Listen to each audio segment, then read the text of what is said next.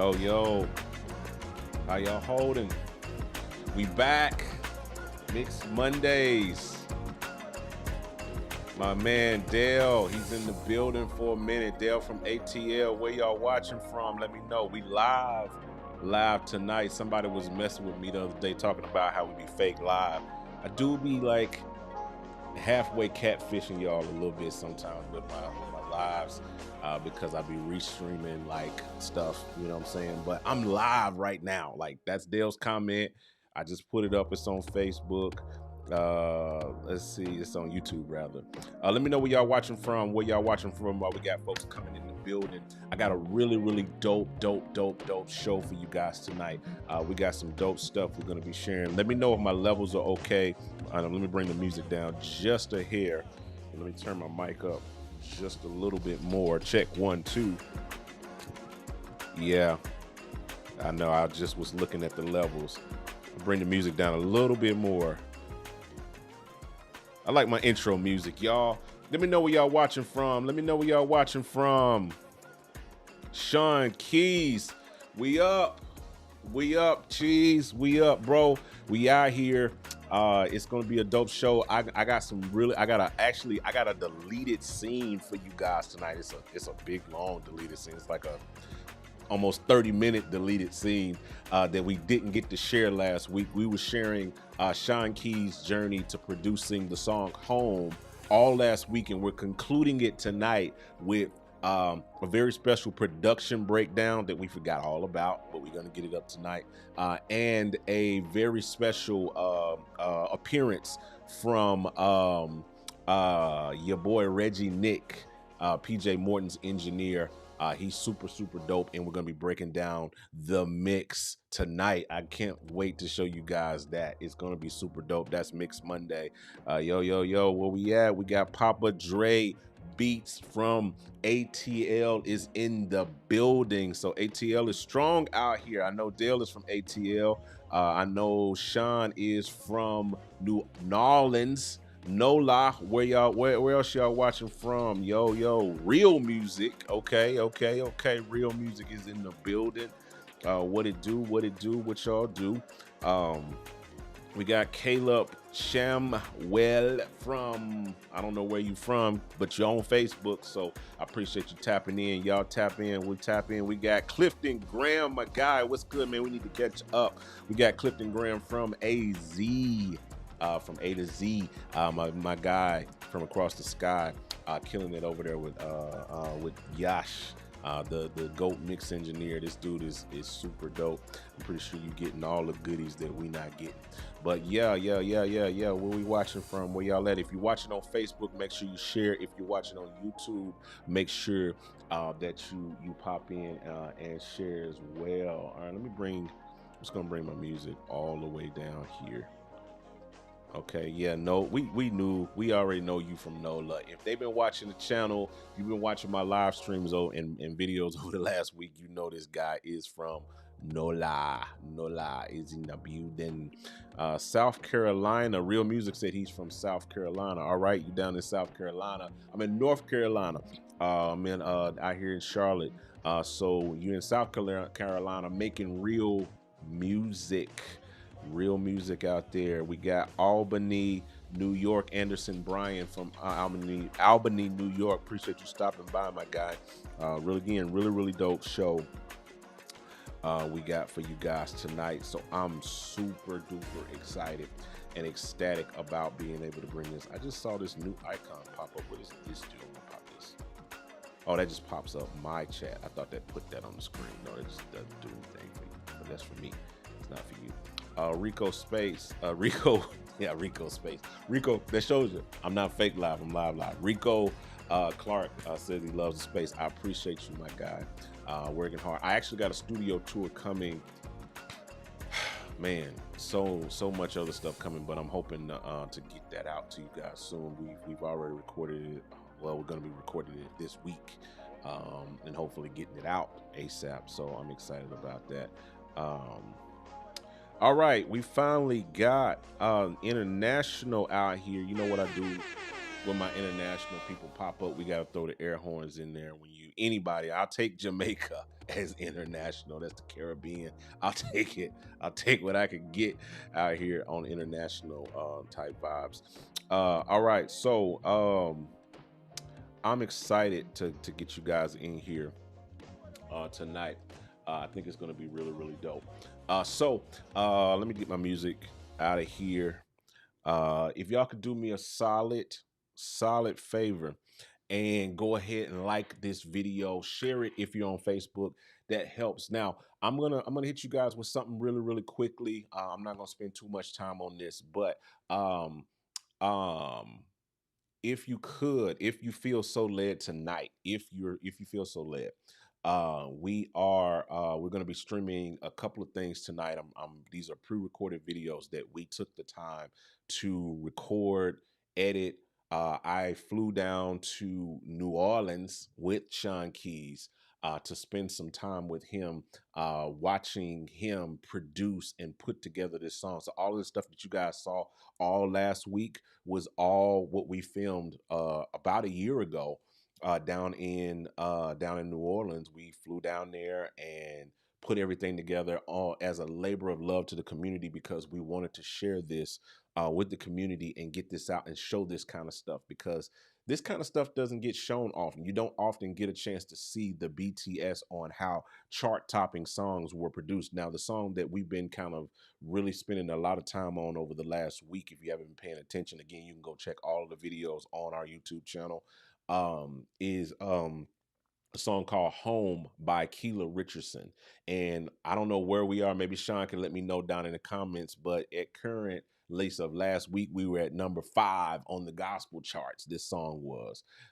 And so it's not often that you get an opportunity to like kind of peel back the curtains and see what the anatomy of a chart topping song is.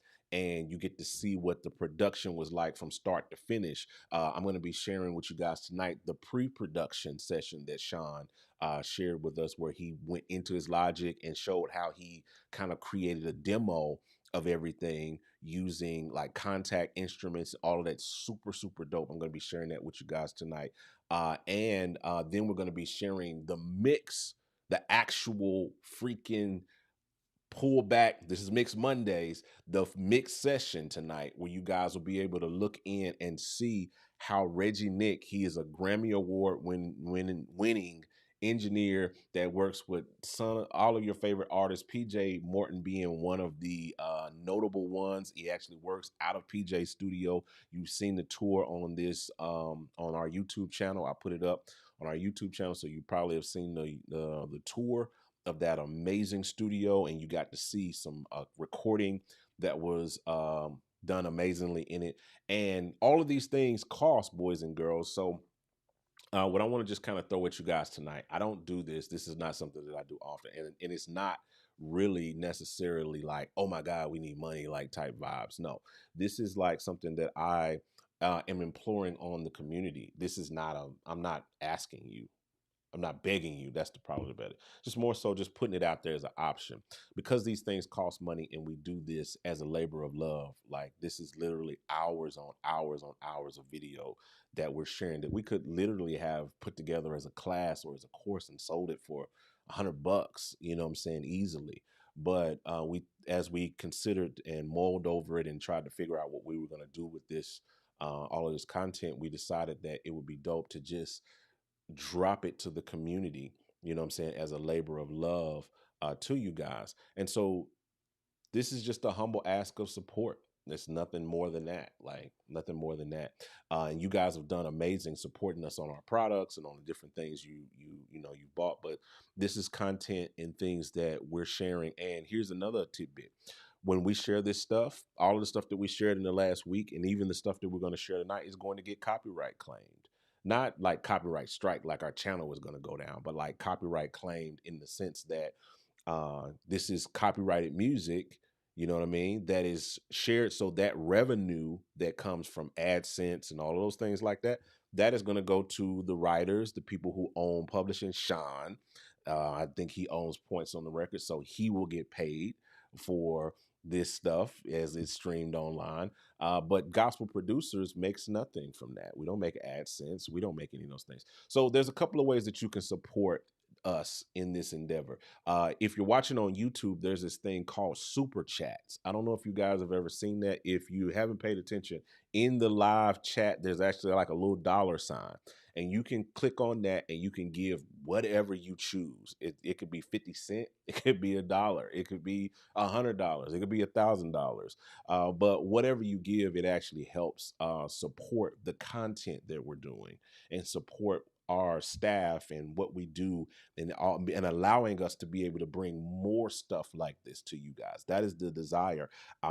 If you guys support and show up for this type of stuff, then I'll go out and get a Kevin Bond, or I'll go out and get some other big producer or big engineer or big musician and bring them in and have them share this kind of stuff, because we want to do more stuff like this. We really want to engage and offer this type of stuff to the community beyond just, oh, we sell plugins, oh, we do whatever, whatever. You know what I'm saying? So you can do super chats. That's a little thing on YouTube. I also pinned it up. I'll put it up on Facebook here once we start with Sean's section. But you can also just give us directly on PayPal. You can drop it on there and be able to do that. Or you can even, for those of you who like something tangible, I feel like I'm doing like a praise-a-thon or something. For those of you guys who want something tangible, like we sell mix templates, and you can see links to that. I have a pinned comment on YouTube, if you're watching on YouTube, where you can actually see the pinned comment and be able to see that. That's just a thanks, basically, for what we do. And you can be the type of person that says, well, I don't want to give anything, and that's fine. That's just where you choose to do.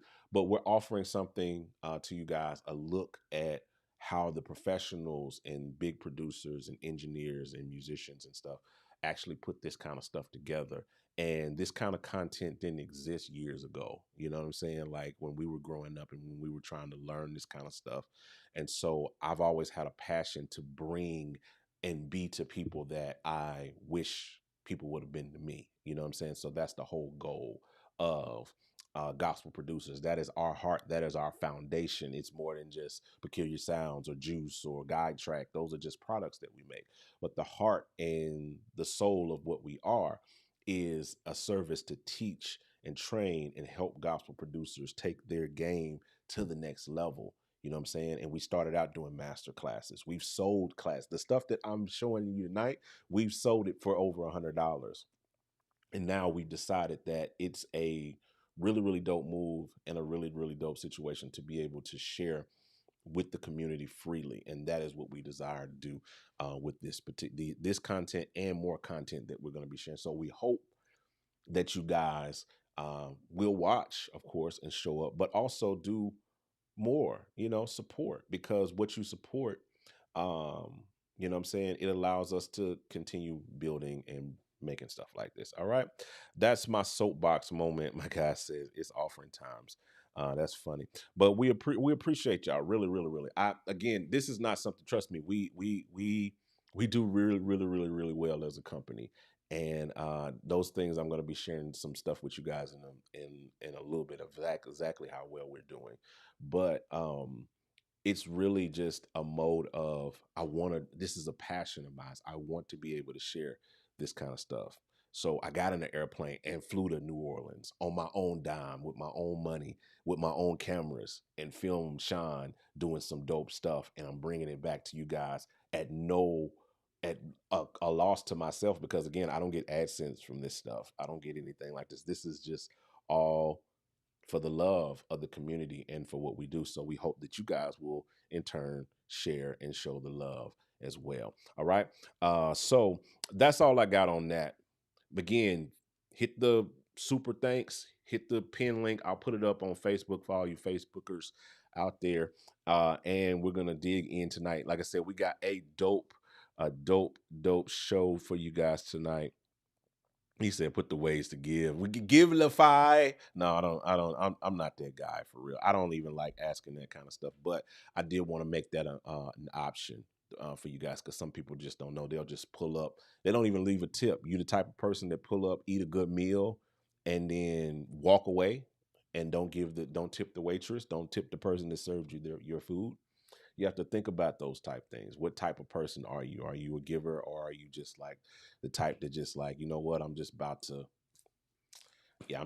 just eat this food and pull off. You know what I'm saying? Like I don't owe you nothing, and that's cool. If that's your vibe, that's your vibe.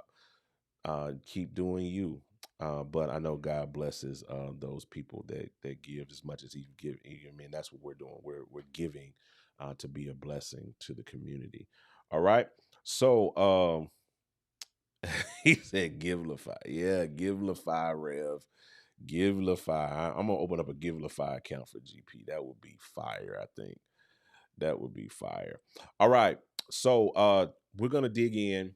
We're gonna dig in heavy this first segment before we get to the mixing, which is going to be the main event. I told you guys before that we've been over the last week, we have been streaming and putting up um content from Sean Keys producing the song Home by Keyla Richardson. Really, really dope song. Top 5 on the charts right now. It's killing in gospel right now. You probably heard it. Every time I turn on the radio, I hear this song. You know what I'm saying? So it's one of those things where we get to show you guys start to finish. There's videos on this channel right now that you can go watch of Sean recording the drums, recording background vocals, showing the actual production session before it went to mix. You know what I'm saying? So you get to see those things. You also get to see what mics they used in the studio, all of those things. The studio they were in, we did a full studio tour. So there's been a mountain of content that's came out over the last week. And so what I'm about to share with you now is a segment that we didn't get a chance to share last week in the space. We even did a hour podcast with Sean too, where he talks about his whole story. All of that's on the channel. You can go watch that. But in the midst of last week, there was a segment that we did not get a chance to share. And that was the pre-production session of Sean actually showing how he like put together the framework, bare bones of this track and what he used before it went to the musicians, before they got to the studio to actually record drums, record background vocals and all of that stuff. So you guys will get an opportunity to see that. And that is what I'm about to share with you guys now. All right. So I hope you guys will enjoy this segment. Again, this is going to be Sean doing pre-production. This is the production demo. Yeah, I think that's the right one. Doing the pre-production on the song Home. So I hope you guys enjoy this. Again, hit those options, super chats. Appreciate you if you guys support this content. If not, God bless you anyway. All right. We'll tap in after this is over. Yep. Yo, so here's another one that's currently moving up the charts. Had another great opportunity working with Keyla Richardson, and this is her newest single called Home that's currently impacting gospel radio, moving swiftly up the charts. Um, Shout out to Adolphus Scott, who wrote this one along with me. Man, Adolphus is a beast. Also responsible for writing part of So Good for Keyla Richardson, along with Elena Mayberry. But this is her new one, Home. And actually, what we're going to do today is I'm going to take you into the actual composition session of how I actually put it together, how I came up with the concept and the music, composed the music, and then sent it off to Adolphus to write to. So yeah, we're gonna jump into my process, which is Logic first. I always jump into Logic first, and I just love that workflow, and then into Pro Tools for the actual tracking. So let's look at Logic for this song, Home. All right, so of course, when I sat down to create this, Keela spoke of wanting something more in the worship vein, kind of Mav City CCM, but can still be palatable for gospel. Like, cool, I can do that, no problem. So I heard this particular line, let's piano loop thing in my head, and I started humming it. And so of course at that point I went over to trusty Keyscape as usual. I love Spectrasonics piano, man. They just like Keyscape is awesome. So what I did was what I liked about a lot of the Mav City stuff and a lot of the CCM stuff is that they use upright pianos for their stuff. You won't catch a lot of like just full body C7 Yamaha kind of Steinway kind of sounding pretty stuff. Like most of the time it's an upright setting from a Nord or something like that. Well, your boy don't have a Nord, but I got this. So I went and found this particular piano and I really, really, really liked it. And then I found another one and just kind of mapped them out to play this line. So this is like an upright from Keyscape. I really like this upright. And I started playing this line.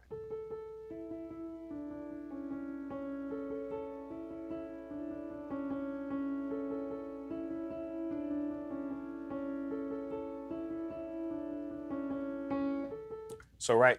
So I heard that. I'm like, okay, let me kind of take the same approach as I did with another record and let this kind of play out through at least the first half of the song to kind of give it something to sit on, right? So we did that with that. And then I took the same type of piano here to play the chords with, the wing upright, dark indie from Keyscape. And then I actually have the Nord VST, the Ultimate Stage Pianos. So I wanted to go grab that Nord upright and use it along with the other piano and kind of stack it to fatten it up, right? So for the regular piano sound, that's what I'm using. So let's listen to the pianos in context with the line and with the regular piano.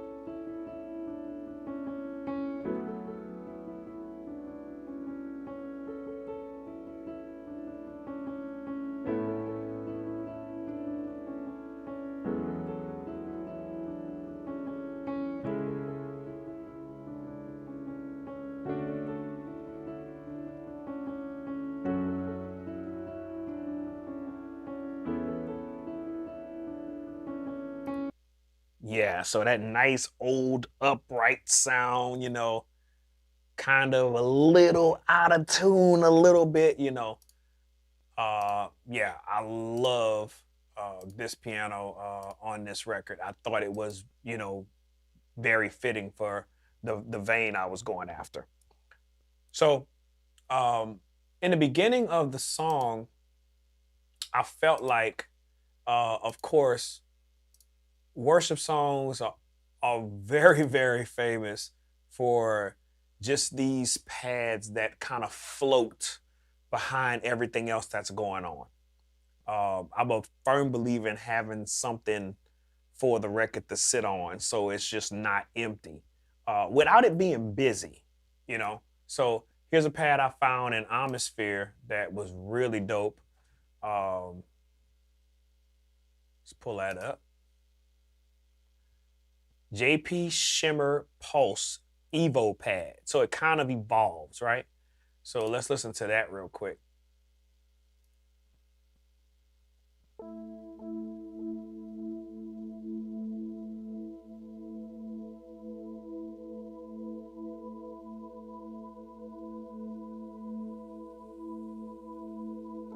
real airy, real floaty, you know, it screams CCM, worship song, you know, that kind of whole thing.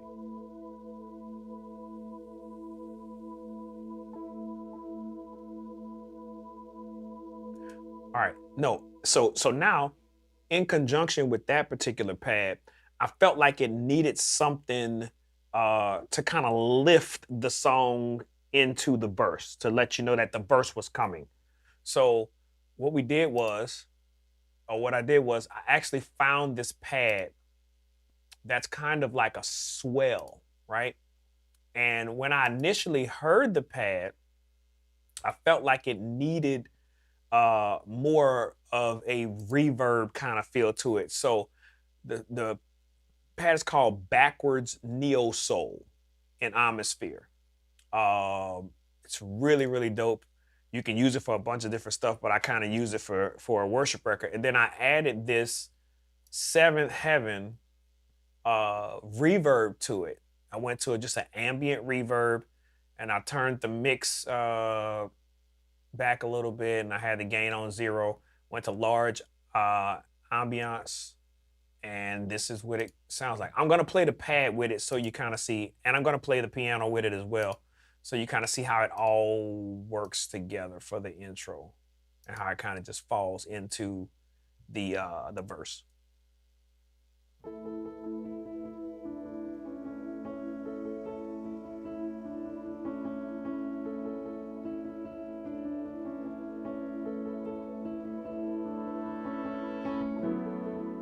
Yeah, just something right before it comes in, so everything kind of falls in together. Intro 2, 3, 4. GospelProducers.com. Coro, 2, 3, 4.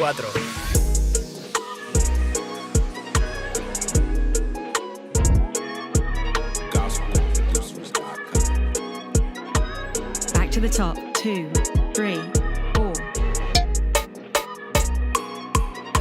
Repite. 2, 3, 4. Praise break 2, 1, 2, 3, 4.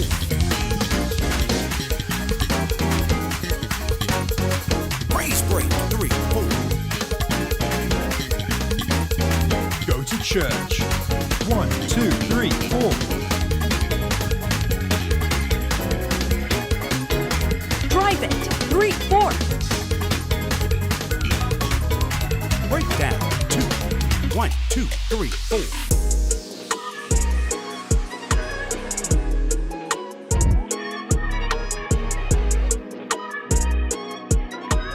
Outro 2, 3, 4.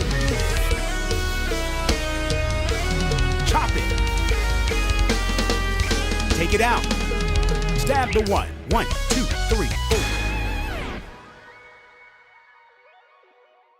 All right, so of course I'm in the creation mode right here, and I'm actually kind of writing this record from scratch. So everything we're using now is all MIDI instruments to be actually used for, you know, the band to learn the material and be able to track with the live instruments and the real instruments. This is a demo B3 that I used from Contact. Of course, I played B3, the real B3, on it later, but this is just a demo version of the B3 for the record. Contact's got great stuff, y'all. It really does. Vintage organs, basic gospel, number 3 is what I use to track the demo. Of course, this, you won't hear this on the record because it's real. It's the real B3, but this is just so I could give myself an idea of what I wanted to play when I got on the real B3. So here's the organ. Organ comes in on the chorus. Here we go.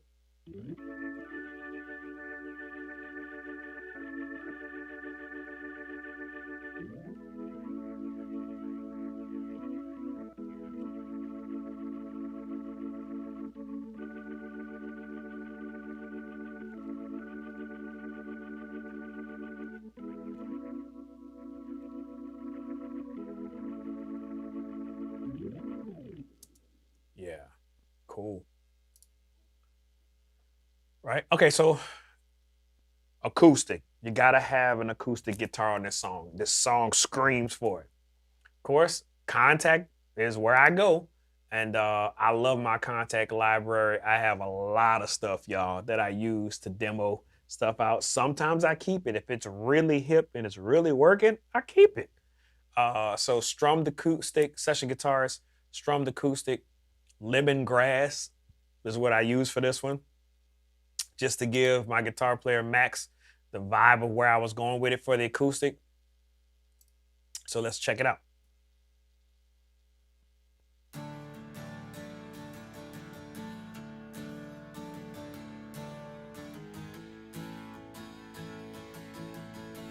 Just to get the vibe, just to get the idea.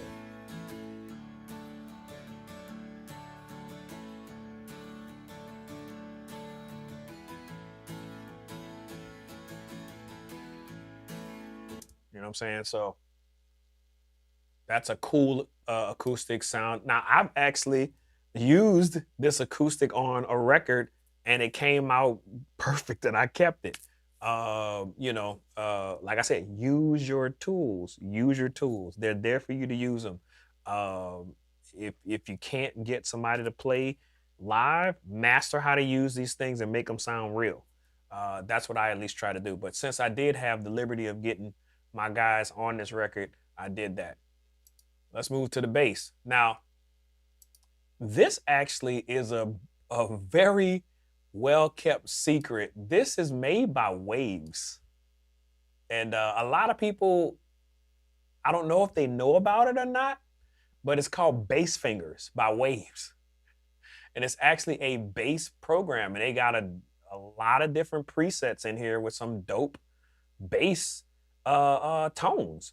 I like it because there's a whole pre-section and a post-section for you to do things to the sound and, make it sound more authentic, or if you want to dirty it up and make it sound, whatever you want to do, the possibilities are endless.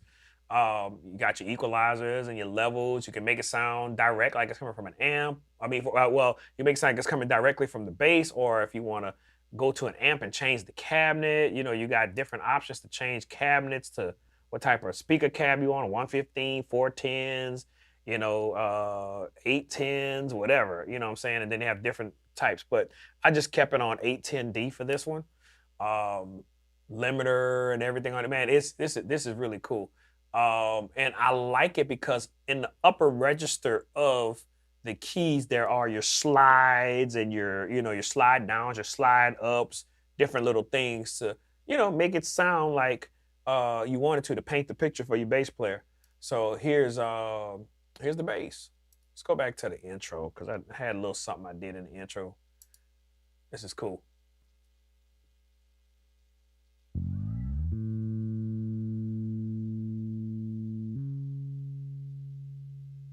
Nice little slide up. But it sounds decent. It sounds good enough for you to get your ideas out. I love this plugin. It's great.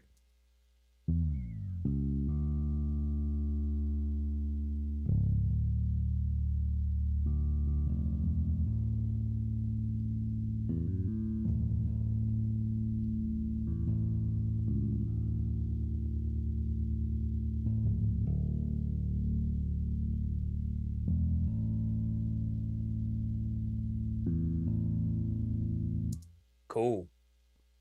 So, electric demo. Again, Contact. Seems like it's my go-to thing, all right? Contact's got some great stuff. So, session guitars, electric Sunburst Deluxe. This right here, I use a couple different guitar programs to demo out my guitars. There's a lot of great ones out there. Aaron Daniels makes one called MIDI Soul Guitars, which is phenomenal. I use that one sometimes. Session guitars is really cool as far as playability. Actually, playing. And so these are like power chords and things like that. So this is really dope to take and use this and then use the amps, the amp effects and stuff like that. And, just really make it sound, as real as you want. At least to give your guitar player the idea that he needs or she needs. So here's a little bit of the electric demo.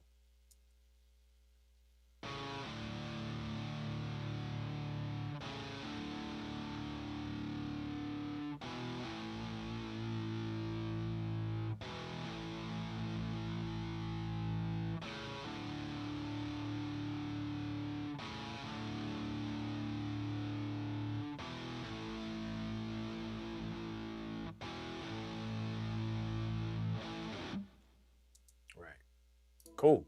So drums, again, I'm in contact. Over to studio drummer. Man, when I tell you, I love these drums and the way they sound. And I love the fact that you can change the snare out to a different style snare. And I just love the fact that there's so many different things to choose from.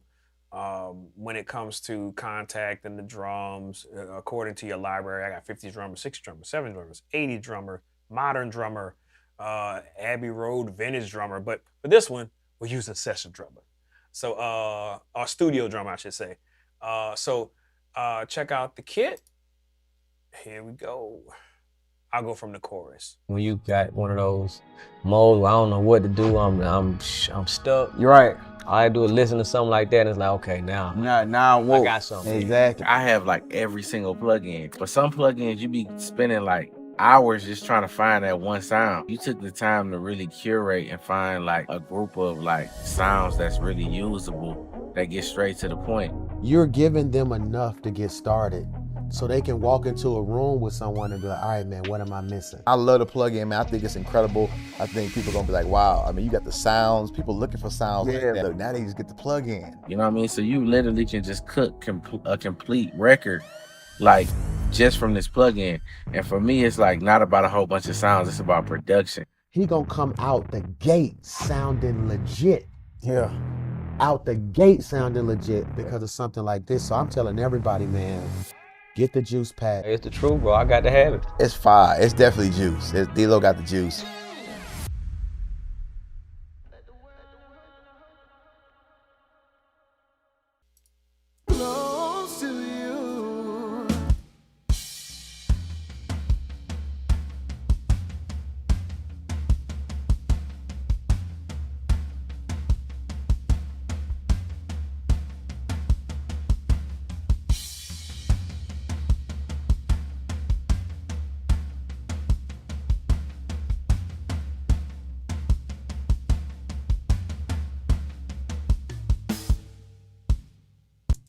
So for this one, I wanted to create my own percussion loop. For this, I usually use the loop elements, which I love. Probably 99% of my records has loop elements on it. But for this one, I kind of wanted to create a little bit of a different feel because I wanted to have it do certain things at certain times. So basically, y'all, I just did a shaker, some shakers and a tambourine. That's it. Didn't want to put too much on it. Didn't want to, have too little, but I did a shaker and a tambourine. And then later in post-production, we added some claps during the bridge because we felt like once we got to mix, it wasn't lifting in the bridge. So we added some claps. But during the chorus, I got shakers and tambourines. Let's listen to it.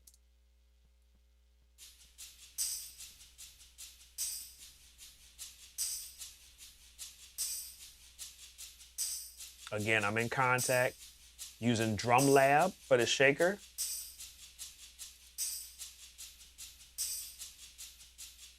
And Drum Lab for the tambourine.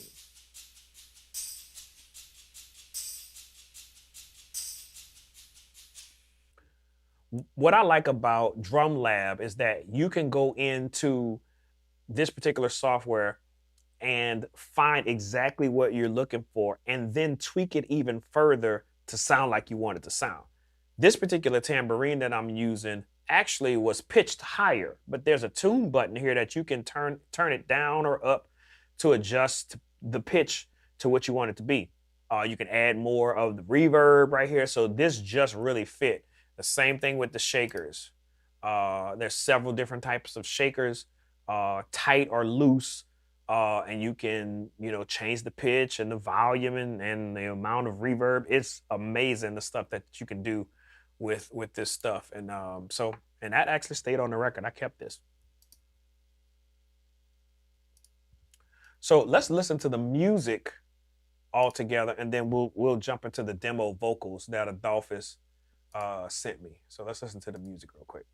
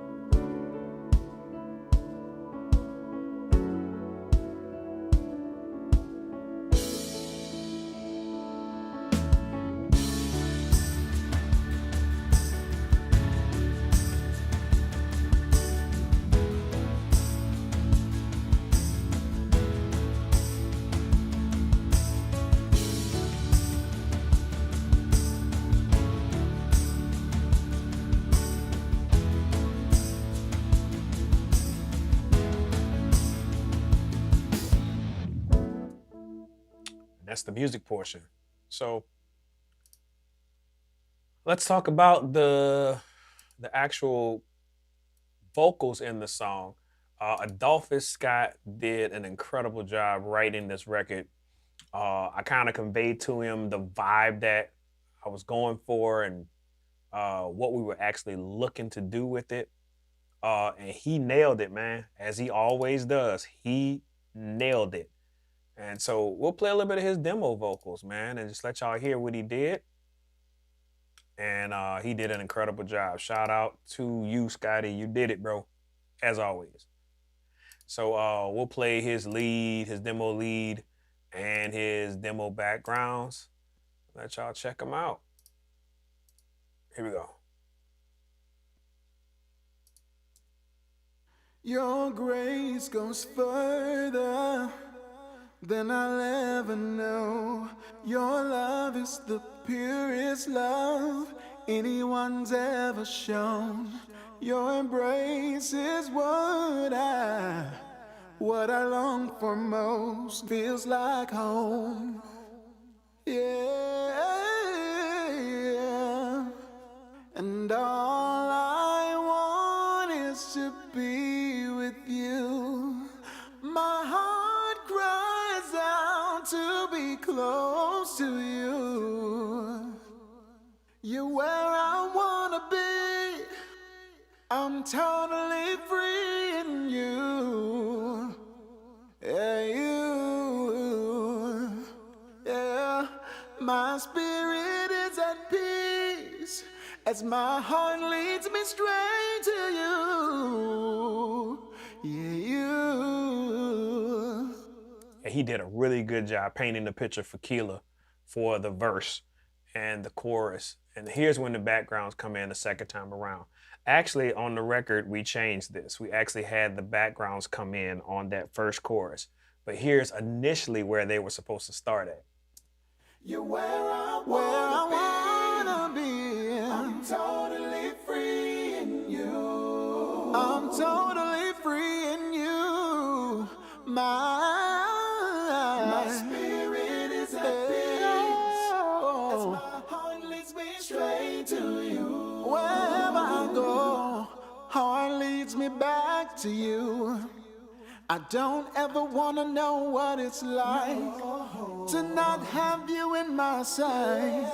'Cause desperately all my days are inspired just to see your face. You where my heart is. Yeah, you are my treasure. Better is one day in your courts than thousands elsewhere. You where I wanna wanna be, yeah. I'm totally free in you. Where the spirit of the Lord is, yeah. That's where I wanna be. Spirit is at peace. As my heart leads me straight to you. No. Man, that dude cold, y'all. He is cold-blooded. But yeah, man, you know, we tried to keep a gospel element on the BGVs wrapped around a CCM swag on the music, if that makes sense. I'm really big on trying to mix genres and make it work, you know? We kind of did that on So Good. We took neo soul and kind of put gospel and neo soul together, and it worked. So we tried it with the CCM gospel thing, you know. We've seen the blueprint already, and it works. So we wanted to go after that same vein as well. So yeah, man, that's the session for the creation of everything before we actually put the real BGVs and all of the real instrumentation on it. Man, this song is fun. Is great. It's turning out to be exactly what I was trying to create. And I'm grateful to God for the inspiration. And I'm happy to see where this one goes. So this is Home by Keyla Richardson, the demo version. Appreciate y'all. Y'all, want to thank you for making it to the end of this clip. We appreciate you watching this breakdown. If you want to see more videos like this, please feel free to check out the links right over here. If you want to take your production, mixing, or whatever to the next level, or check out some of the other products that we have, make sure you check the links down in the description and in the comment section of this video. All right, I appreciate you guys. We'll see y'all on the next one. I'm out. Peace. All right, don't go nowhere. I had to get that outro in there because I'm actually clipping this video after the fact, and it's gonna go on YouTube. So I had to put that in there. So that wasn't ending the live. The live is still living. I just had to put that in there for YouTube, so I can go ahead and upload that segment as soon as this is over. But I hope you guys enjoyed that segment. That was dope, right? My man K Rashad says they're singing, bro. It's singing. I thought that was super dope. You know what I'm saying? Like, just hearing the process behind it.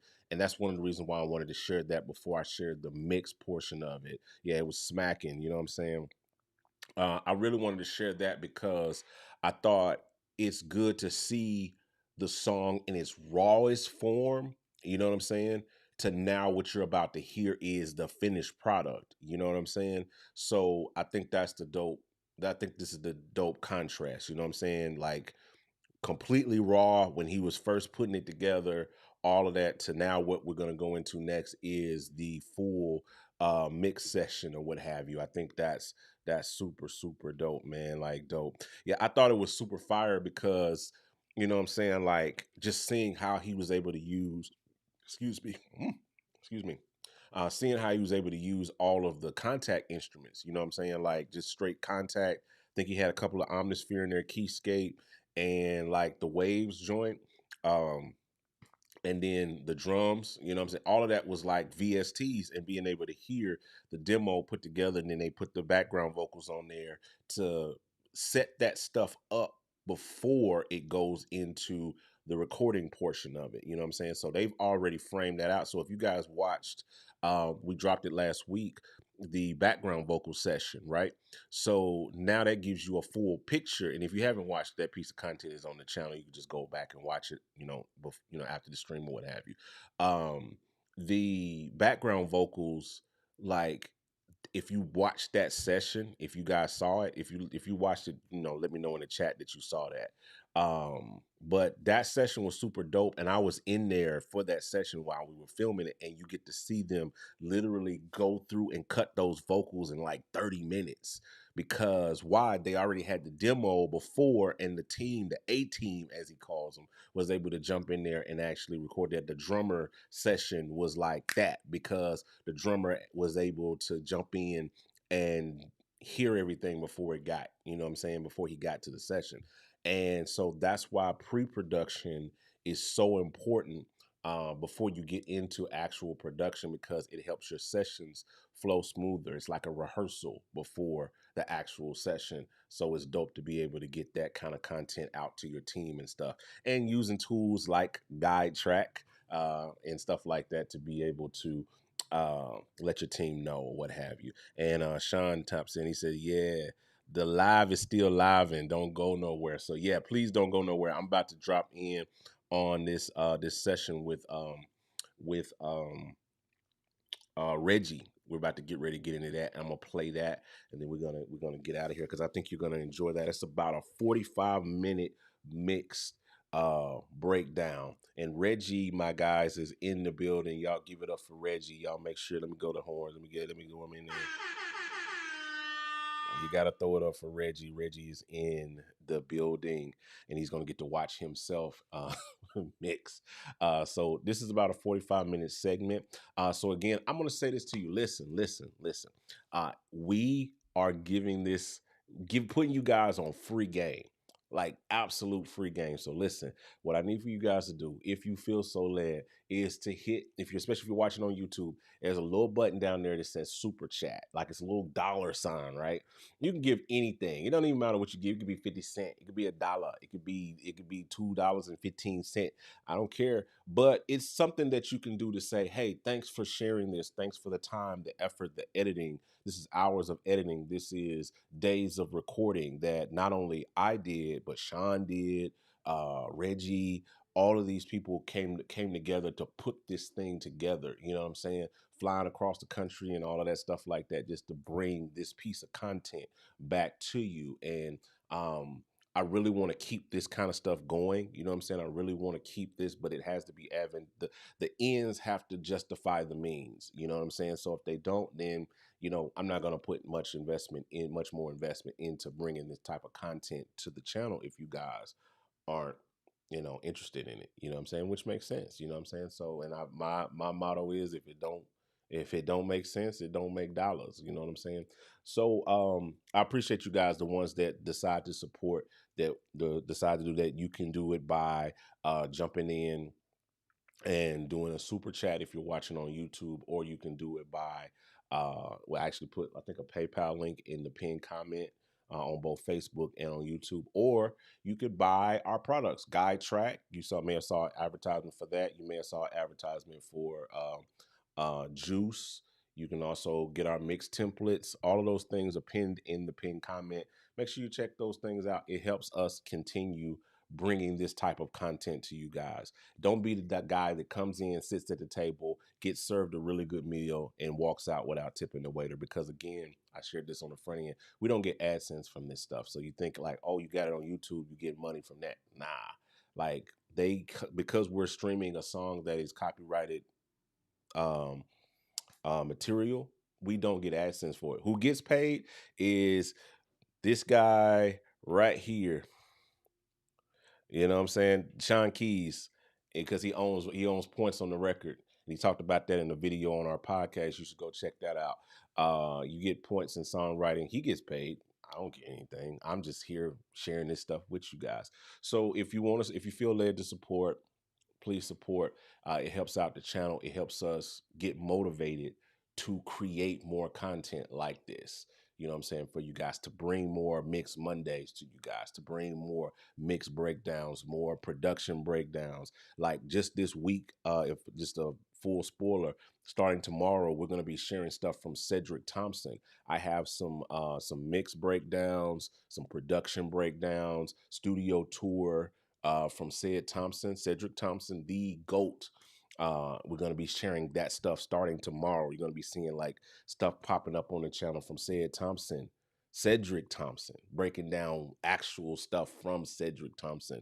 A podcast from him is coming this week. It's going to be some super dope stuff on the schedule. But this stuff is labor of love that we're doing for the community, and we hope you guys appreciate it. And one way to show your appreciation is to put your money where your mouth is, you know what I'm saying? Because it's just what we do. But either way, it's a labor of love to the community. You know what I'm saying? What's going on? Dope session. Thank you so much. And even if you don't, I mean, like even outside of the super chats and stuff like that. Hit the stuff that doesn't cost you anything. You can go out of the chat if you're watching on YouTube and you can hit the like button. Or if you're watching on Facebook, you can jump out and hit the share button. Those things cost you nothing, but it also helps expose our content to other people and helps us grow our platform, which allows us to do more dope stuff like this. All right. I'm going to shut up yapping. I appreciate you guys hanging in and doing all this stuff like that. We're going to jump in and move. He said, I'm going to put my money where my big mouth is. Hilarious. Man, I appreciate you for real, Rico. So I appreciate you guys. We're going to jump into this next segment, which is the main event, boys and girls. This is going to jump into the main event, which you guys have tapped in for, which is to see the Grammy, as let me pull that comment back up on the screen, the Grammy, not nominated, the Grammy-Award Winning Engineer, producer, musician extraordinary. You've worked with PJMorton, and he's working out of PJ studio. Dude is super dope. He's everywhere doing everything. He's all things to all people that he might win some, huh? And we're about to share this super dope segment with Reggie, where we got a chance to sit with him while he mixed this song that I just shared the segment one before on Home. All right. And this is going to be phenomenal. Again, it's about 45 minutes worth of content of Reggie showing the whole segment, no hose barred. This is how he mixed it. All right. All right, guys, we're going to jump in. I appreciate y'all. All right, let's go in.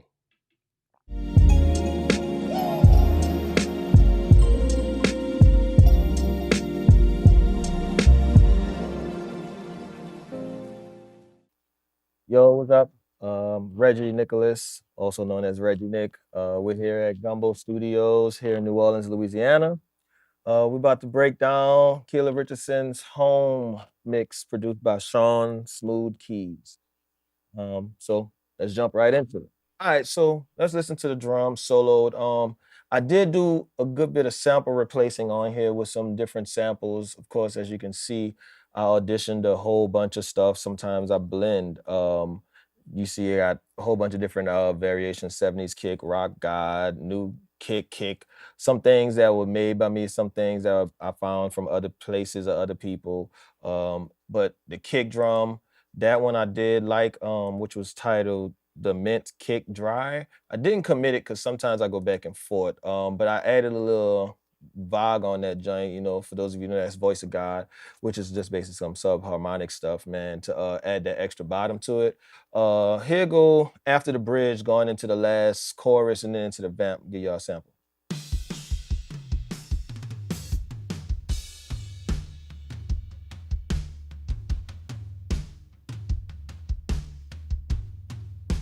So one thing I do like to try to make sure I attack with the samples is I always try to make sure that if I do replace it, it's gotta be in the same vein, usually tuning and stuff as well, but honestly giving me what I was lacking if I couldn't make it up in a plugin or in a piece of hardware. So we got this stuff. Of course, no sample replacing on the actual cymbals or anything of that nature. But let's talk about the toms. So the way I treat my toms, I usually group my toms. As you can see on this one, I actually didn't even clean it up like I would normally do because he wasn't as busy and he had a lot more control. That top one was a committed tom, the first rack tom. The rest of them wasn't really cleaned up and stuff like that, although I am using a little bit of trigger. I do like the vibe that Chris Lord Algie, I think that they honed in on some stuff. From time to time, I'll throw this on my toms bus. It's not always on the tom setting, actually. Sometimes I actually use it on the kick setting. It's very weird, but it does something to it that adds a little bit of, you know, like body to the drums. A lot of people really be thinking that this compressor on here is just a straight up compressor, but it really does some parallel magic. So that helps bring some of that body out the toms. What's next on here? new joint that I've been really dealing and liking and actually digging into, which is emulation of a 1073 by Blackbird. The Blackbird console by Kit Plugins, I'm sorry. I use this a lot now for the saturation, for the harmonics really that it introduces into it. Matter of fact, let me see if I can find a section in solo just those times. So, you know, you probably be able to hear this right quick, what is happening on here, what it does. I'll bypass it and then put it back in. Let's find a little section that we can loop right quick for times. So let's take this. All right. So, but putting it in, it just adds a little bit more body and that harmonic information to it, you know what I'm saying? And I did boost up a little bit on the top, bring a little top in there as well. Let's see what else I threw on the toms. Let's see, probably just a regular Pro Q. Yep, normal stuff, just to tame it a little bit more. I didn't really do no side chaining or no extra like stuff on there. Cymbals, I always do my metals usually together as well, which this one, the recording, it was clean as far as overheads and hi-hats. So all I did was just like some bus EQing and stuff to it, which I usually go to with the Mac DSP, which I really like. This version, I think the latest version, whatever it is. Nothing really heavy. Because of this record, I wanted way more of the body to not be in the overheads of the snare and of the toms and stuff. I rolled off some of that low end and put a little bit more brightness on it. Let's see, and after that, probably some more. Oh, Shadow Hills, yo. Shadow Hills, it's just kind of close to the setting I normally used at this other studio that I used to work out of. It was just like my go-to compression for overheads. All of that stuff is sent down to my drum bus, which has some glue on it, the bus compressor from the SSL. I usually go between the bus compressor and, oh, that's Pro Limited, came from the producer itself and not being used. But I don't really hit the drum bus as hard sometimes, but this record, I think I actually kind of, yeah, just kissing the needle. Kissing that needle, you know what I'm saying? With a slow attack, very minimal gain makeup, auto release on this record, and the ratio was 3-to-1 versus my normal like 2-to-1, and I got the side chain at about 100 and full wet on this one. Let's see what else I have on here. Spiff. If you don't know about Spiff, secret weapon, yo. Like, just look into it. I don't want to get into it. It's magic, all right? And then for this record, I went ahead and put a limiter on here. I don't normally put a limiter on drums. This record called for some reason, it worked, you know? Sometimes you gotta push that envelope. And then from there, we wanted it to feel bigger, of course, so I have a few plug-in options that I like to dive into. The main one I actually used was this company, 7 Heaven Professional, which is basically like a Bricasti emulation. So I used the room, it's called the Fat Chamber. It really sounds pretty much exactly like the unit when I used to use the hardware. It's really good. So I'm gonna play this. Let me put the drums in solo again for you. Play a little bit with it on, and then I'll take it off.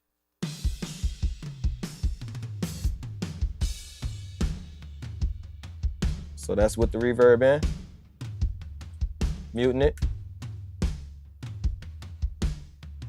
You know, adds that life to it, make you move a little bit. Other reverb I used was the AMS, old school, the RMX 16. I believe I have it on the hall setting. Yeah, the hall setting. And it just adds this life. It's something about that, like, especially when you're dealing with like the big rock drums. Like the AMS joint is, the RMX 16 is special, you know what I'm saying? Especially if you're looking like that old Lynn drum vibe. That's like one of their go-tos that they went to for like that reverb and stuff like that. So it just made sense for me to dig into that and bring this record to life with that. Let's see. Let's go percussion. Let's go percussion right down the line. So the percussion in this track from the producer, Sean, again, he came and he brought me in some really, really clean samples. I didn't have to do much to the percussion at all, which was just some high cut, some low pass filter. I threw a reverb on that. I didn't even want to send it to a aux or anything like that as far as like busting out that reverb, because it sat right in there. And I knew, you know, right away that, yo, this gonna live, it's gonna rock, it was gonna be good. People shy away from the reverb. I like the reverb. They got some big records out there that only use the reverb on the as a reverb. And no, I didn't just use the church setting because it was a church record. It's something about that church reverb. Listen, that the church reverb is special. If you do your research, you'll find out a lot of major records got that on there. But yeah, so soloing that is, you know, very simple. Samples came in clean, like I said. They was already locked in good. And he didn't want it to be a sampled, loop-heavy song, so we didn't push them too much in the front, but you felt them throughout the song. You know what I'm saying? So let's go talk about, let's see, the synths. Let's go look at some of the synths and stuff that we have in here. I know we're moving a little quick. Don't want this to be long and boring. Don't want y'all to get tired of me, you know? All right, so on that, there's this plugin. Brawler, I don't know how to really say it, forgive me, but it's just a motion thing that gives me like some 360 vibes. Sometimes it's like one of my plugins I like to go to for pads when I want it to feel like it's moving, and the pad that they might have given me was just like, I don't like to say sterile because I'm not talking about the sound, but like it's just there. So I need sometimes for it to move to create that a certain motion or a certain emotion in the song. So this is it without it. You know, kind of straightforward, but then with it, the imaging that it shows and adds to it, it added for this record. It adds some depth to it. It added some left, right to it, puts you in the front a little bit, but when it came to the front, it never got in the way. So that's why I love this plugin. And it's a lot on the screen. I'm not gonna lie to you. It's a lot on the screen, but you can really dive into it, understanding your left, right a little bit. You can tempo sync it, stuff like that. I don't necessarily like to make my stuff too fast with the motions, just because of the simple fact that that can mess up a song. You know, if it don't call for it, I need to be bing, bing, you know what I'm saying? So let's see.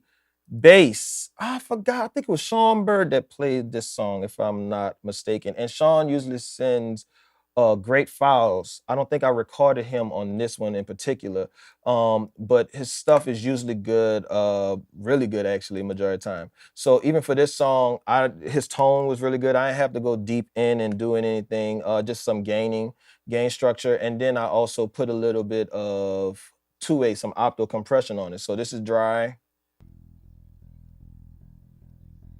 Right? And all I did was add a little bit of little LA2A. Gained it up a little bit more there instead of having the clip gain the file, but also something to tame the peaks a little bit, because it's not the fastest compressor. A lot of people get scared sometimes of seeing that clipping light right there like that. Where we at? Right here on your meters. I'm not scared of it. Give it to me sometimes. Pause. So yeah, like it's there. Worry about the feeling of the song is my thing. You know, if it feels good, then yeah. If you don't hear the digital clipping, don't stress yourself. You know, your ears don't lie. The feeling don't lie. All right. So let's go ahead down. Next, we have the keys, right? So let me see. I think he gave me, two different piano joints, an upright piano and a piano loop vibe, right? So let's go through them and see what I did. Take off all the processing. I think these kind of got a little deep in. So this is his solo, right?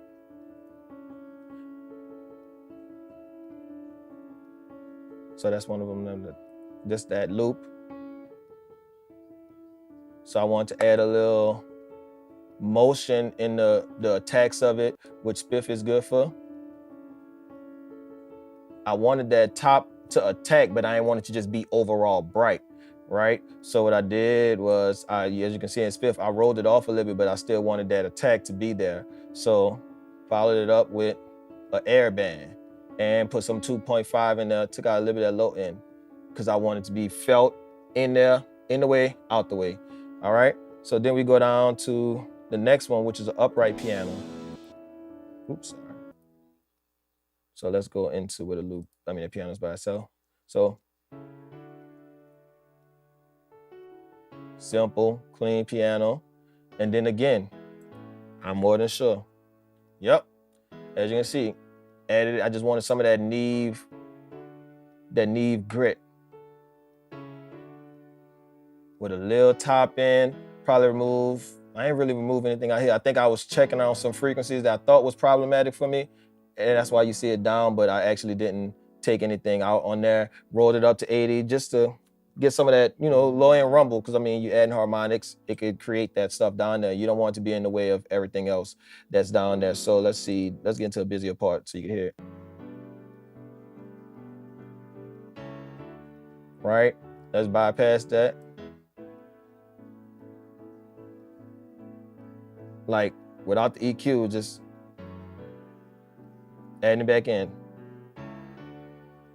And I love the fact that with this plugin in particular, it has basically like automatic gain compensation. So me pushing the preamp itself to get that grit, to get that bite out of it, it automatically pulls down my output level. So I don't really have to worry about clipping, and the actual level stays straight. And I don't think that it's doing something just because it's increasing in volume. So going back to that section to let you hear that. Let me see. Mixing is a very, very hard art to master. I know because I've been trying to master this art for several years. That is one of the reasons why I do Mix Mondays. It's a learning environment, and every mix that I do, I learn something new. And I've taken everything that I've learned over the years and we have poured it into our mixing templates. Mixing templates are a great starting place, and we have created several templates that allow you to get up and going quickly, and we have created them for Logic Pro X, we have created them for Pro Tools, for Studio One, for Ableton Live, and so many others. So if you're interested in taking your mixing to the next level, or even just getting started, make sure you check out these links down below in the description of this video and grab your template today.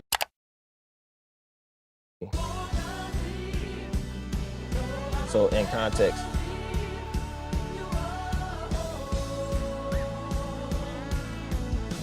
that's next. Okay. Organ. Let's talk about the organ. That's next. So let's go to a softer moment in the song before we get there. All right, so let's take it when the organ actually kind of comes in. All right, cool. So here, you start seeing the organ being introduced. Really, I'm a big fan of PSP Old Timer on organ. I don't know what glue stuff they did under the hood, but it's something about the way this thing, and usually just right out the box, like a quick little 1.5 ratio, it just does something for the song. And usually I follow it up with the pull tech on organ, especially sometimes if you get the in the box organs, this tube emulation, the harmonics with that, and then sometimes even doing the they call it like the kick, the old school kick processing through this. I usually do it on organ around 100.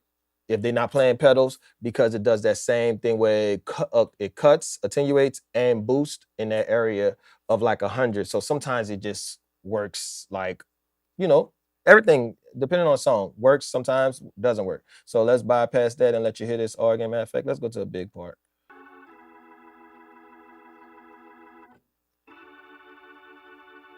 Right? So let's put it in. Yo, I'm a clown, I'm sorry. So as you can hear, it adds a little bit more body. I brightened it up a little bit in the 8K area. You know what I'm saying? And I attenuated, but the attenuation knob at the top is set at 20 kilohertz, I'm sorry. And I attenuated it. The roll off is not heavy. So it's not doing as much as you think, seeing that it's at 5 and is out of 10. Right? So next down we have, I know we ain't really got time for like automation and stuff, and I can't remember off the top of my head all the automation I did on this one. But let's see. So this one, these guitars were sent into me, into the producer. He records pretty clean. And I didn't have to do much processing. He's really a stickler about his tones for records.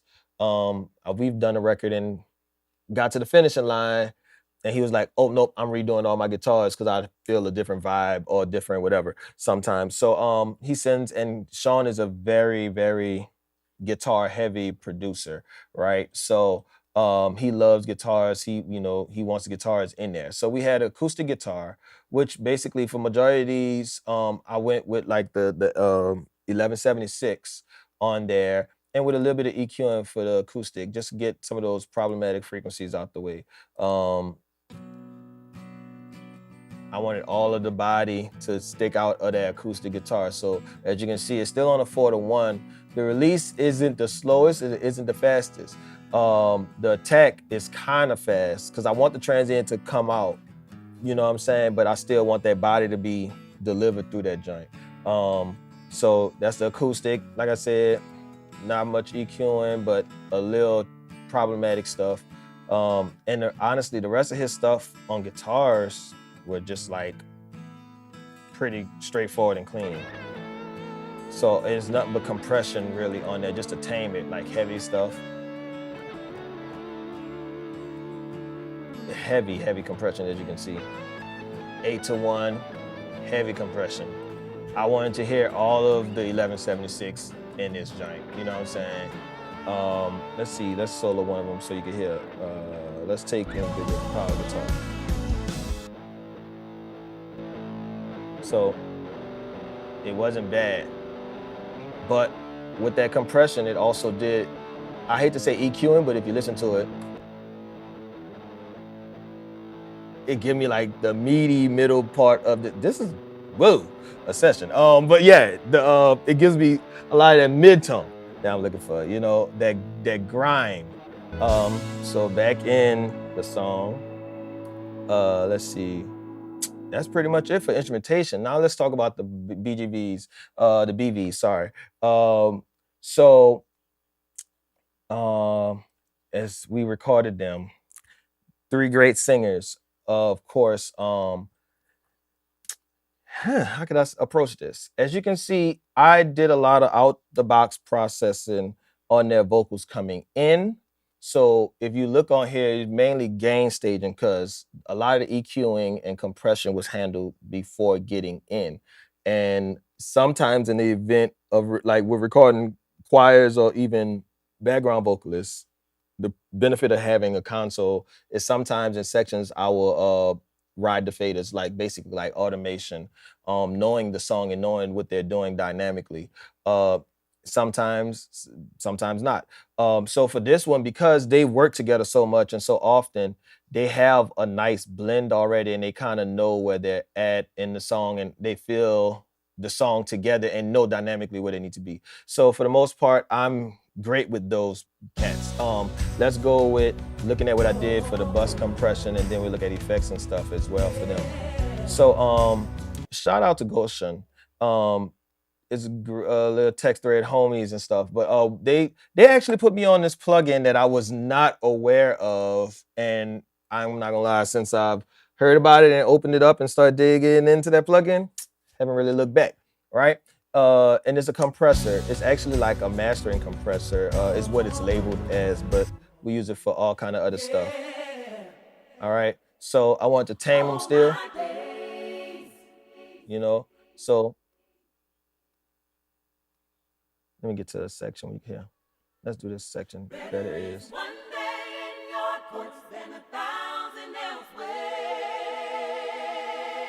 Right, so let's just stick to that. No, let's go to a better section. You where I want to be. Let's do that loop. Let's see.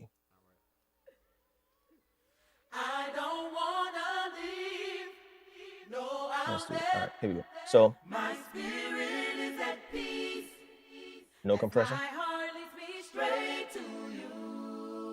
All right, add compressor in. My spirit is at peace as my heart leads me straight to you. Right? Add some more saturation. Not really much saturation on this one. Okay, maybe I was wrong. But as you can see, I did add a little bit more of 220. I subtracted a little bit like 2.7-ish, but I added 10K.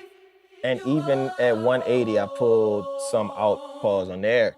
And 150 rolled off, although you had that tenor in there. That Unison compressor actually brought some more life back into that low end. So I even have a roll off at 12. It's kind of like a thing I like to actually do somehow, for some reason, like roll off and attenuate and actually boost in that same area. So then that's next we have 2A opto compressor, just to catch certain parts. As you can see, it's not really doing much. And then the color it gives sometimes is amazing. Like you got really listen detailed to hear what it's doing. All right. Then de-esser 902 is really old school, but does the job. All right. And then good old tape saturation. Let's add that in. So that'll explain why I didn't do it on the actual the kit plugin, that 73 plugin, because I went ahead and added it here with this joint. A little jazz warmth. I tried, sometimes I demo out some of the presets in there. And if you like it, I like it. Sometimes I modify it, sometimes I don't. You don't always have to, It's not like the preset police gonna kill you, but this is not a jazz song. Jazz warmth work for it. All right. Now let's go to the final side of it. All right. Matter of fact, let's look at some of my processing right quick. On the vocals, I have about 6 options of colors. Well, nope, let's make that 5. That's still in there. But for the reverb, I'm 7 Heaven, great. It's a hall, love it. Delay, H delay, which is just, the standard go-to. Don't always use it. Let's see, chamber is a 7 Heaven, which is the East Church, tongue twister, wow. Spaces vibe. It's really nice, cool. And then vocal delay, crystallizer, right? Oh, skip one. The 140 plate. Beautiful, beautiful, beautiful, beautiful. That's all I can say. So, yep, that's my vocal processing. I'm excited to reveal something game-changing for us and for you as producers and musicians. I want to introduce to you Peculiar Sounds version 2. We've introduced standalone mode, allowing you to use it independently from any DAW. You can now blend up to 2 sounds to create rich and complex textures. We added in 2 brand new effects, the Lo-Fizer and the Mod Filter. The Lo-Fizer gives you instant lo-fi vibes with just a button, while the Mod Filter adds dynamic movement and flow to any sound you apply to. And we also added the innovative new MIDI browser that provides you with hundreds of chord progressions, melodies, and drum loop MIDI files that you can drag straight into your DAW. And as a bonus, V2 now includes Sounds Off the Block expansion for totally free, bringing the total to over 400 patches. So as you can see, Peculiar Sounds V2 is not just an update, it's a revolutionary new plugin. So make sure you check the website right now and you can get your hands on this game-changing plugin. All right, so here we go. Let's talk about this lead vocal, all right? I'm more of a Melodyne cat, right? Melodyne is more of my thing, especially with the gospel side of things. It's just more natural for most records, and most artists don't want to hear that stuff on their gospel records. So I'm more of a, but I also sometimes use the auto-tune for a guide, right? I don't use it in a generic way. Most people set the scale. Nope, give me advanced and I could do whatever I need to do, even with automation and stuff like that. So it's a taste of auto-tune, as you can see on here, not too heavy, just on this intro part. The reason why this is not printed or already down printed is because towards the like final, the lead singer wanted to come in and just recut or revisit that first part. So we would in and back and forth with different parts. So that's why I didn't print whatever decisions we made on there. Because this one is treated as one full lead. I know it looks like two different lead tracks. I don't do the real processing on the actual track itself. Sorry, I know that was looking weird for y'all. I don't do the processing like EQing and compression on there unless it's needed, unless I'm in a different studio or some in a different mic, whatever, and I need to treat it differently. So I usually just treat this main lead vocal out that I have set up as the one that controls it all. So let's dig into what I did before we even listen to it. Correction, found problematic frequencies. There's some ducking on some of those things, like multi-band compression kind of vibe, even some expansion. All right, on the lead vocal. I don't like to always say frequencies because every song varies, every vocalist varies. So it's just hard to like just throw out frequencies. I could say like 2.5 is gonna be a problematic one that's the most common, or 200, but it don't always be that. Your chain could be sweet enough to where that's not a problematic frequency. So I don't like to really necessarily call out what I did, because some people take that as like the template, the go-to. So but you can look, you can see take from it what you will. Then compression. People go back and forth with the whole debate about EQing before compression or EQing after compression. It just depends on your workflow and the source itself. Stop getting stuck on what somebody said, looking and evaluate the source. Use your ears. Some compressors add color, some compressors add EQ, add harmonics. So you might not want to do it before, you might want to do it after. So it's just really that getting in, learning your plugins, learning your outboard gear, whatever it may be, finding out what it do to know what you want to do, if you need to put it before or after.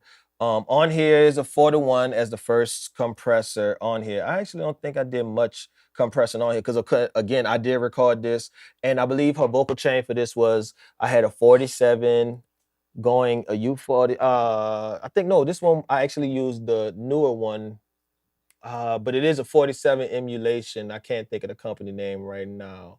But it's a 47. No, it's not Warm. I can't think of the name right now. Yeah, it's a 47 clone that I use on vocals.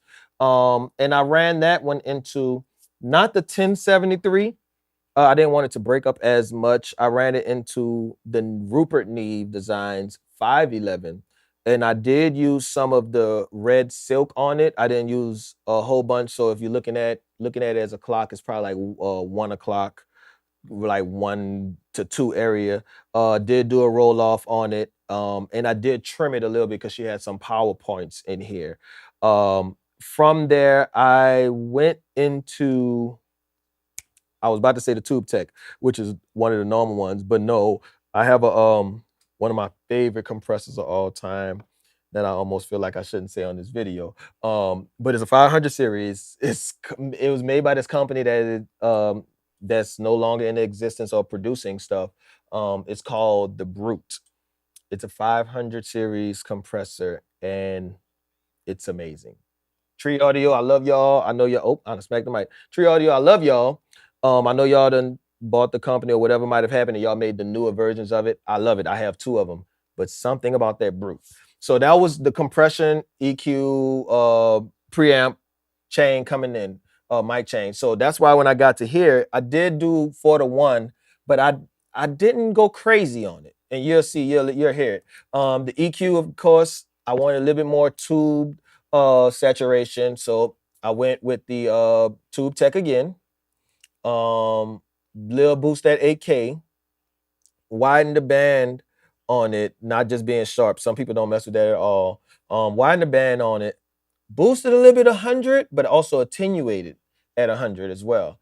And then EOS, EOSIS, I think that's how they said, de-esser. I tried the female singing preset. If you have this and you look at it, maybe I tweaked something. I can't really remember off back, but maybe I didn't. again, sometimes that's what presets work. And that was it. So let's take it from the top so you can hear. And I did do some, as you can see here, like I did some some actual automation on the vocals and stuff like that. Mainly the delay, I just did some mutes on there. But I did send her to the chamber and to the plate and to this other one, this Clark plate. All right. So let's listen to some of this beginning so you can hear those effects.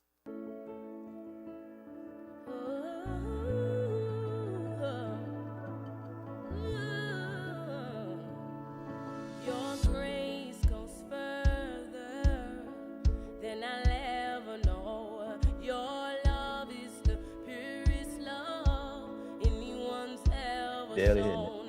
Your embrace is what I long for most. Feels like home. Right? You heard the reverb, the delays come in. And that was requested by the artist as well.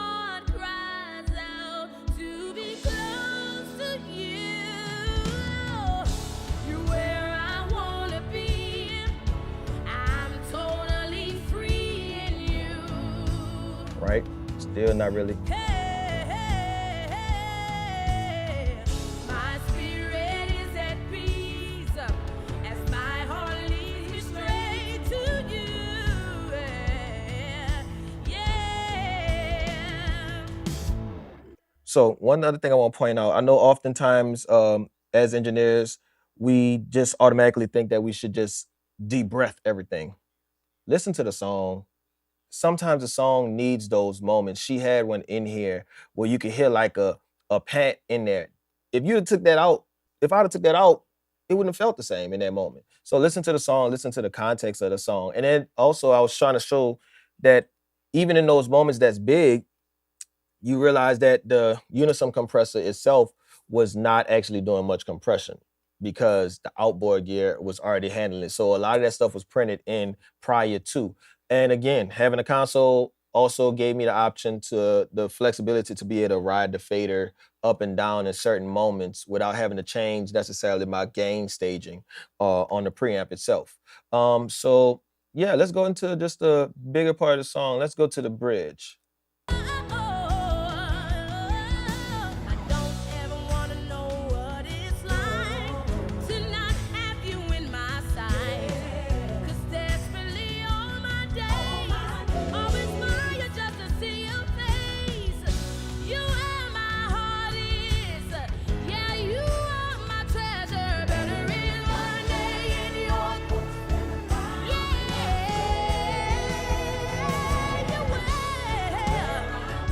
Barely hitting the compressor. And that was a big part. So another thing, as I would say, a tip for most engineers, especially those of us that's getting into a lot of different preamps and different microphones, there's a comment section in Pro Tools or whatever DAW product that you have. Or if not, just, I cleared a lot of stuff out of here. I always clean my sessions up before the mixing portion. But please, because situations like this where the artist came back and wanted to revisit something, I'd have had to sit down and try to think of the exact vocal chain to make it match. But thanks be to the Most High that I had it written down and I had it in my comments. Okay, this is where it's at. It's like taking those notes are very valuable, even knowing where your preamp was set at, your compressor was set at. Sometimes I even take pictures if it gets too complex and I have to move too fast. So that's the lead vocal. Let's go to my mix bus. Let's start activating it. That was all of it without my mix bus, anything on there. When you got one of those modes where I don't know what to do, I'm stuck. You're right. All I do is listen to something like that and it's like, okay, now I got something. Exactly. I have like every single plugin. For some plugins, you be spending like hours just trying to find that one sound. You took the time to really curate and find like a group of like sounds that's really usable, that get straight to the point. You're giving them enough to get started so they can walk into a room with someone and be like, all right, man, what am I missing? I love the plug-in, man. I think it's incredible. I think people are gonna be like, wow. I mean, you got the sounds, people looking for sounds like that. Look, now they just get the plug-in. You know what I mean? So you literally can just cook a complete record, like, just from this plug-in. And for me, it's like not about a whole bunch of sounds, it's about production. He gonna come out the gate sounding legit. Yeah. Out the gate sounding legit because of something like this. So I'm telling everybody, man, get the juice pack. It's the truth, bro. I got to have it. It's fire. It's definitely juice. D-Lo got the juice.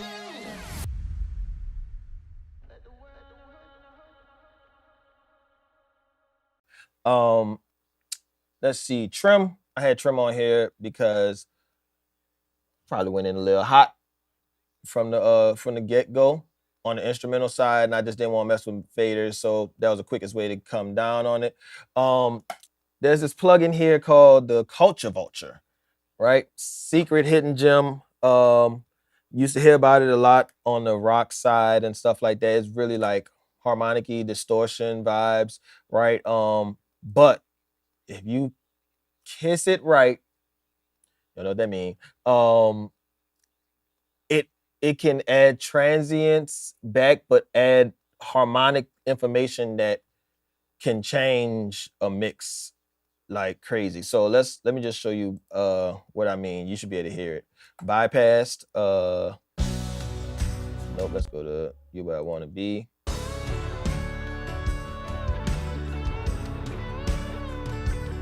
Right? And this is just the music mix.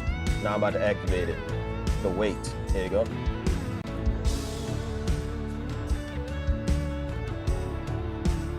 Add this love on that bass.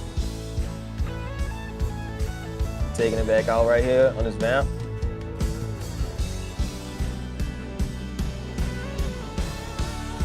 Putting it in right here.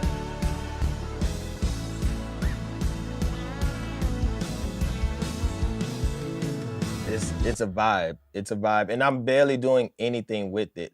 Just sometimes I never mess with the actual distortion type unless I really need to just overdrive something. But the drive is really it. I usually throw this on. It's usually between this and the black box. So I throw this on and just barely move this drive. Like, I don't think I've ever been over 4 on here. It just does something, right? All right, so now that's just the instrumental mix. So now my full mix bus. For the tape emulation, I used the 800, Student A800, right? Giving it that vintagey vibe. I was messing through presets. Don't always do it. I don't always do it, but you know, every now and then I toggle through some things, as you can see. And this one just so happened to give me what I was looking for. Might have messed with some stuff under the hood. Don't really remember. I do have a tendency to tweak the presets. All right, but I put that on the overall mix to give me what I want, basically. Vintagey vibes, but not too old school because the mix is still kind of more current, but I need it to be big rock-ish feeling. All right, so here's it without the tape.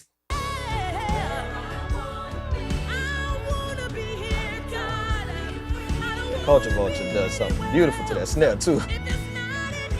All right, so same section with the Studer on.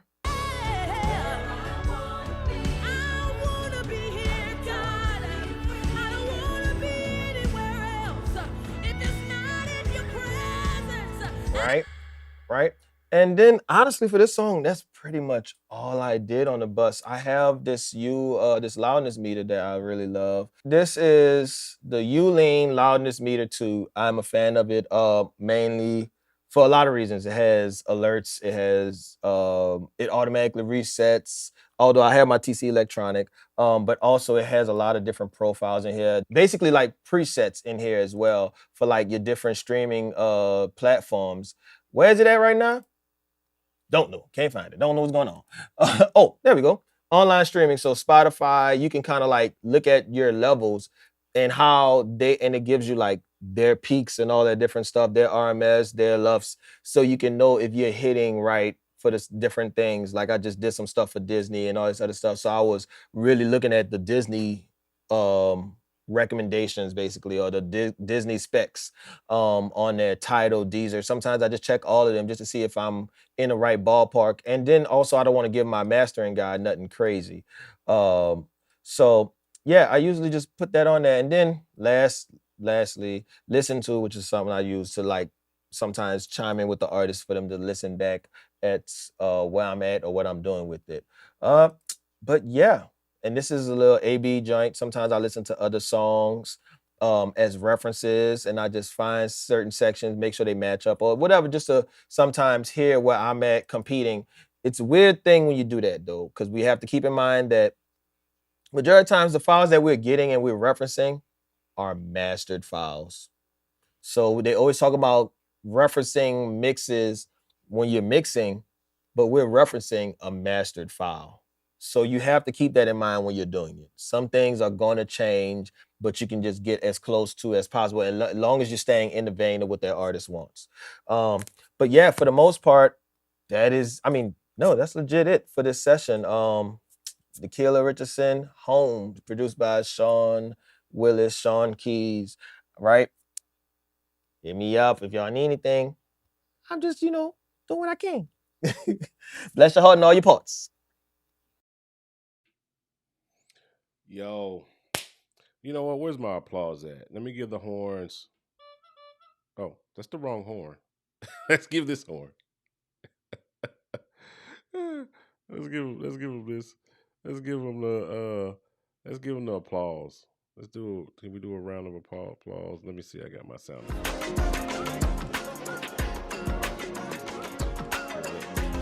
Let's do that. All right, let's give him a round of applause. There we go. That's what I was trying to do. Yeah, with the DJ air horn. Reggie freaking Nic, you guys. I couldn't find the button. I was trying to show you the love. I pressed this joint. I pressed that joint. I was like, no, that's not it. But yo, super dope session. I hope you guys enjoyed that vibe. I hope you enjoyed the whole like breakdown, like showing his process from he literally went through every channel. And I want to give a big shout out to my man Anderson Brian for the super chat. I appreciate you, bro, for taking the time to just give back into what we do. I said this earlier that like this content, we don't really make anything off of this. There's no AdSense that comes from this because YouTube is going to grab the audio that Reggie was mixing and they're going to say, yo, this belongs to this person and we're not giving you any money for it. So, hey, that's just what it is. And then, of course, we flew into New Orleans, sat with Reggie, sat with Sean, went through this whole process, which is super dope, and we really enjoyed it. So this is literally a labor of love to the community. So if you guys appreciated things like super chats, buying templates, buying plugins, supporting the company in whatever fashion helps us to continue doing these sorts of things. All right. But yo. So yes, sir, this has been cool. But look, like Reggie, you got to like hit me up on Goshen, bro. Like, what's Goshen? I want to be in Goshen, my guy. Is that something? You know what I need to do to get in Goshen? That's all I want to know. Cause y'all really tapping in like that joint is the Illuminati, you know what I'm saying, for mixed engineers. Yeah, he said I gave a shout out to Goshen. He said that boy good. Yes, he is. Adolphus, Reggie Nic Grammy-Award Winning Engineer. He is the guy. He is the GOAT. So we appreciate you all, man. Sean says Reggie, the Reggie Nic, that boy good. Like we gotta say it better. D with 2 E's. Reggie Nic. Yeah, get me in Goshen, Doc. Get me in Goshen. Get me in there, cheese. I want to be in Goshen. But no, I appreciate you guys hanging out. Let me bring my music back in. I feel naked out here without my music. It feels like dry, just sitting in a room with nothing. There we go. There it is. All right. That's a bop.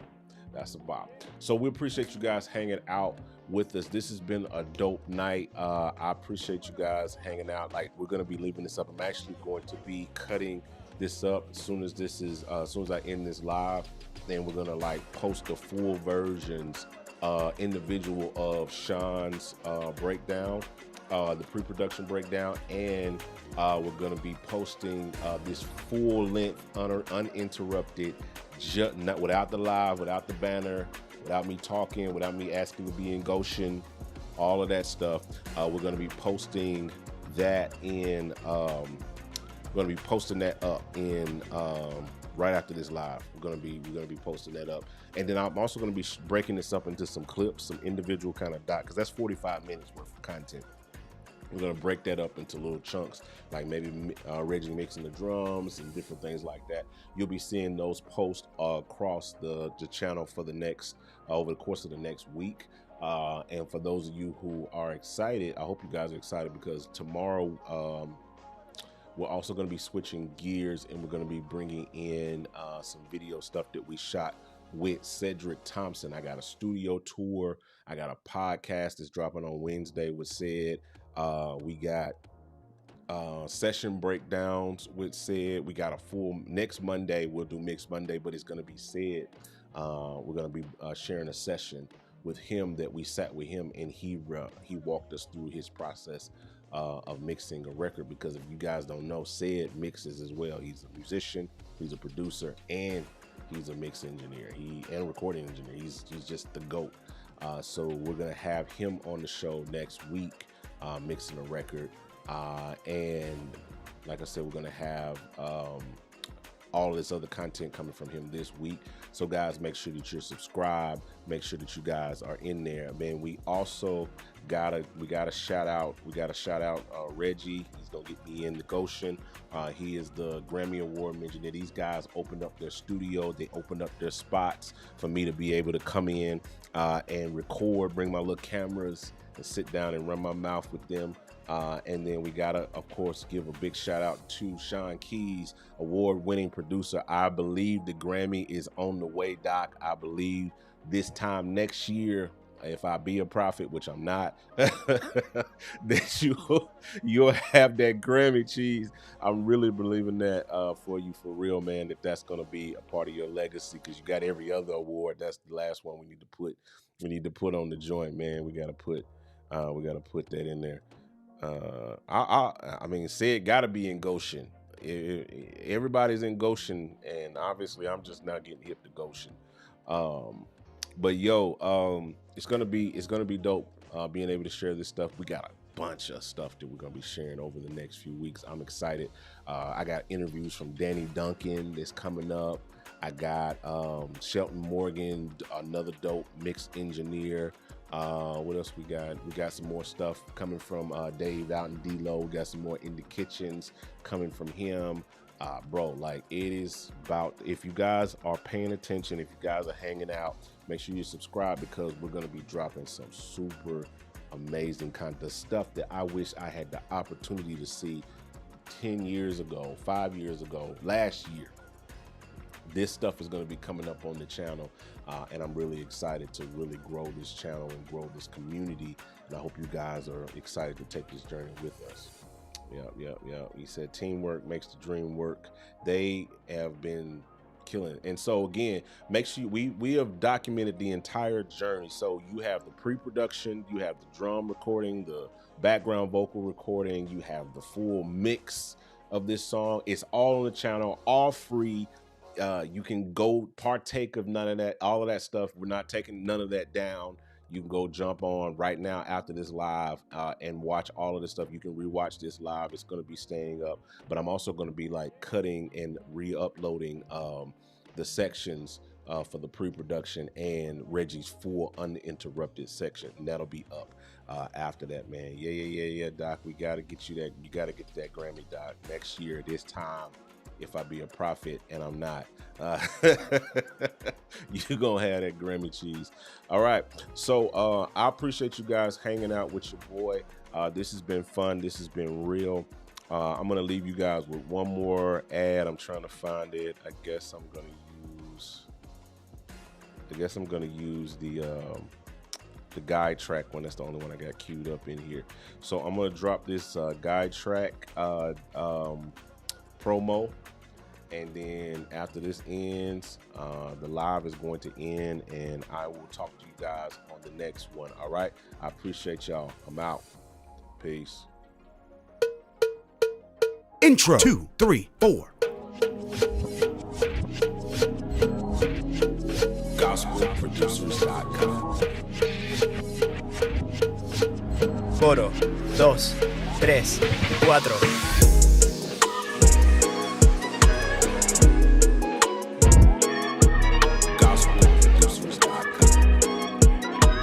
4. Back to the top. 2, 3, 4. Repite. 2, 3, 4. Praise break 2, 1, 2, 3, 4.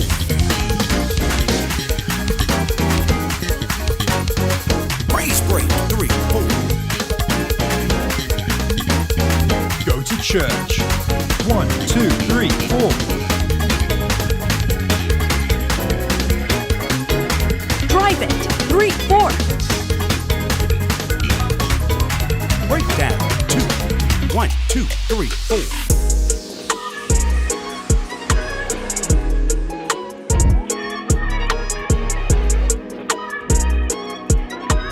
Outro 2, 3, 4. Chop it. Take it out. Stab the one. 1, 2, 3.